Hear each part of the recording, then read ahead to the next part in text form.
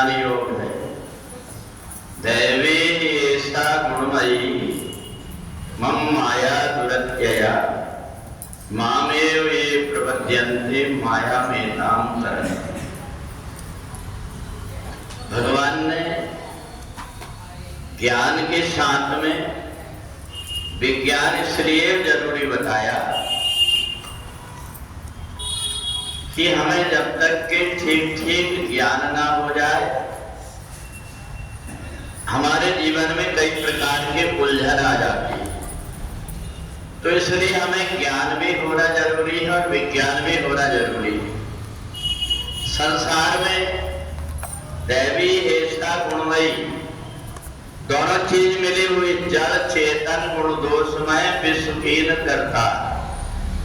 परमात्मा ने अच्छा और बुरा सब कुछ मिला करके रखा है और इसलिए हमें ये निश्चय करना पड़ता है कि हमें क्या करना चाहिए।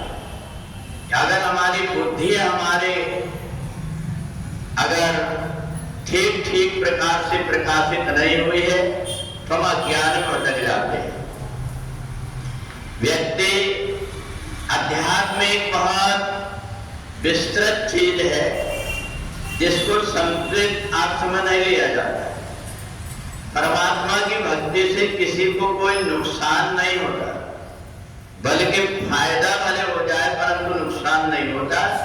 इस प्रकार का अध्यात्म कहता है। परंतु हम अपने अज्ञान के कारण दूसरे लोकोक्तियों के कारण, लोक कथाओं के कारण या किसी फिल्म के कारण देख करके हमारे मन के अंदर भ्रमित हो जाते हैं। अगर हम गर्भछोड़ की कथा देखें तो उसमें कहते हैं कि एक महिला व्रत कर रही थी, तबीयत खराब होने लगी तो भाई लोगों ने छोड़ा दिए तो पति की मृत्यु हो। ये सब झूठी कल्पना है। परमात्मा की भक्ति जो व्यक्ति थोड़ी सी भी कर लेता है उतने मात्र से उसका कल्याण होता है, दुर्गति और बुरा तो होता ही नहीं। तो इसलिए अपनी सामर्थ्य देखना पड़ता है।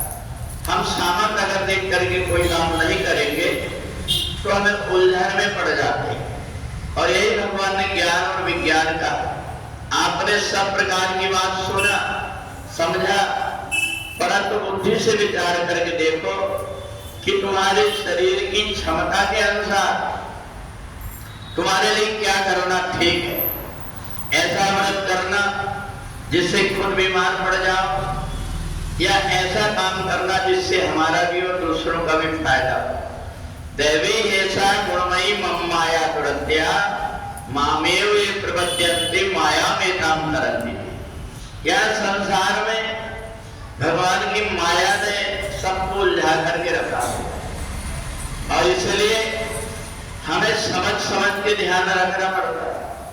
नहीं तो एक जगह किसी ने कथा सुन करके आया कि माया को छोड़ देना चाहिए, घर में आकर के विवाद करने लगा उसने और अपनी पत्नी को बाहर निकाल दिया। पड़ोसी ने कहा क्या हो गया? बोले महात्मा जी ने कहा माया को छोड़ देना चाहिए, तो मैंने माया को छोड़ दिया।